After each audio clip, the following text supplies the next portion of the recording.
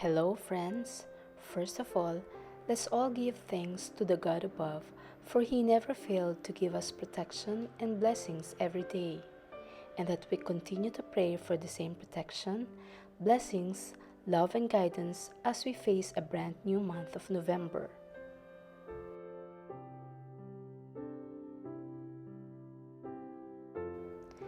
By the time I have finished filming, editing, and publishing this video, I'm not really sure when you watch this video if it's still within the dates of November 1 or 2, the dates which Catholic normally commemorates All Saints' Day and All Souls' Day. But nevertheless, I hope this content might somehow brighten up your day and give you something worth of your 10 minutes time of watching. If you do, I will be more than happy if you consider subscribing to the channel and hop into the community.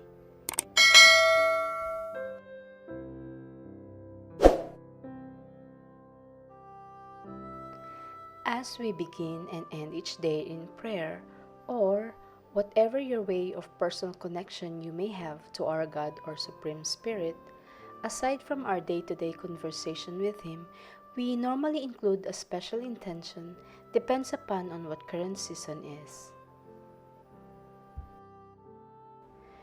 During November, it's a practice to us that we pay respect and remember our departed loved ones by offering them prayers, flowers, and lighting up candles into their graves. But due to the worldwide effect of pandemic, we just adjust ourselves on how we can still express our thoughts of them wherever parts of the world we are in.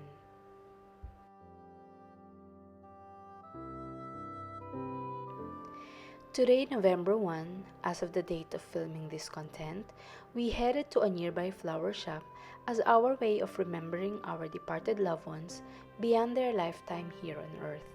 My father, my mother, our grandparents, brother-in-law, aunts, uncles, and friends who have lived a full life and completed their missions and purpose in life God has assigned them to do.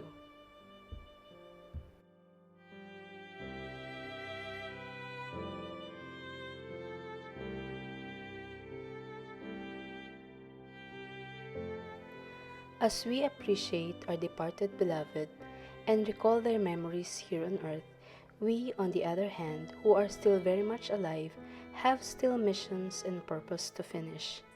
May we all be reminded and help each other to fulfill and to do how exactly what we are called for to our roles and ministry to God and to each and every one. The Bible contains wisdom that applies to all areas of our lives.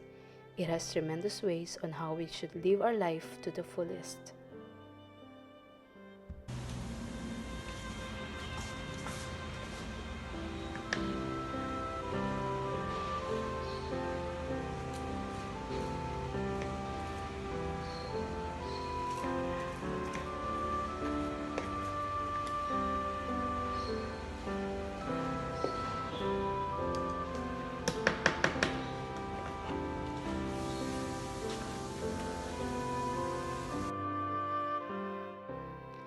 In Matthew chapter 25, verses 14 to 30, the parable of talents says, "For it will be like a man going on a journey, who called his servants and entrusted to them his property.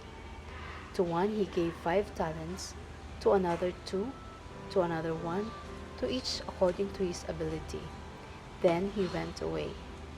He who had received the 5 talents went at once and traded with them, and he made 5 talents more. So also he who had the 2 talents made 2 talents more. But he who had received the 1 talent went and dug in the ground and hid his master's money.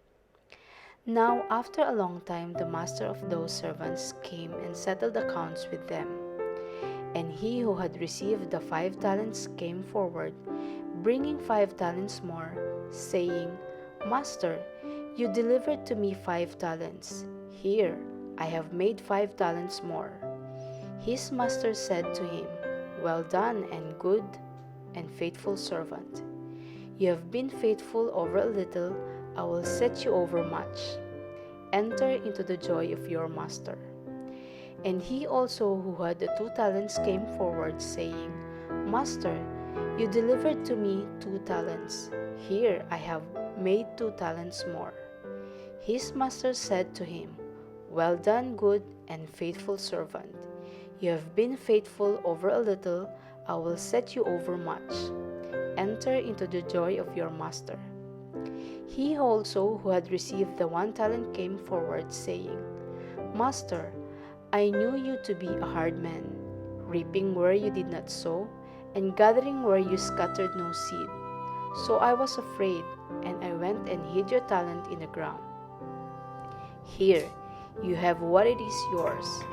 But his master answered him, You wicked and slothful servant, you knew that I reap where I have not sown and gather where I scattered no seed.